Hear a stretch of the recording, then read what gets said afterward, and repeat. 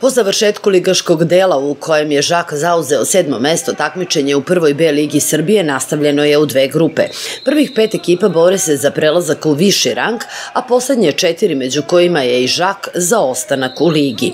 Železničari su prošlog vikenda kao domaćini igrali prvu utakmicu play-outa, ali nisu uspeli da ostvare preko potrebnu pobedu. Sa beogradskom Palilulom igrali su 12-12.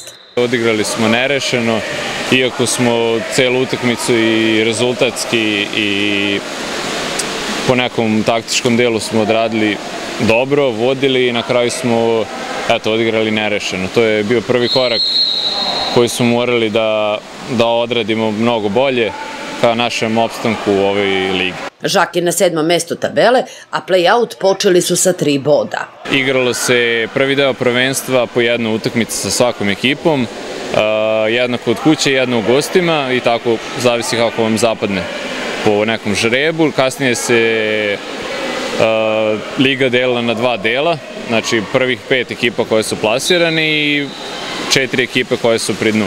Mi smo nažalost završili u te 4 ekipe pri dnu, tako da mi igramo play-off, odnosno play-out, kako se zove taj donji deo ekipe.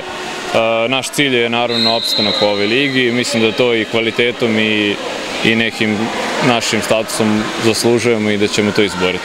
U play-outu boduju se međusobni susreti. Igra se po jedna utakmica, onim ekipama kojim smo gostovali, sada smo domaćini, isto i vice versa, i onda igramo još protiv Banja Luke, koji nam gostuju sledeći vikend, i protiv ekipe iz Valjeva kojima putujemo u goste.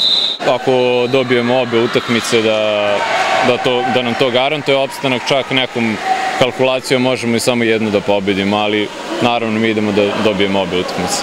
Naš sagovornik ističe da je dosta mladih zainteresovano za vaterpolo, a da je juniorska ekipa prvenstvo završila na 4. mestu u Vojvodini. Narednu utakmicu prvotimci Žaka igraju na bazenu Sportskog centra Jezero 3. marta, a poslednju 16. marta gostuju Valisu iz Valjeva.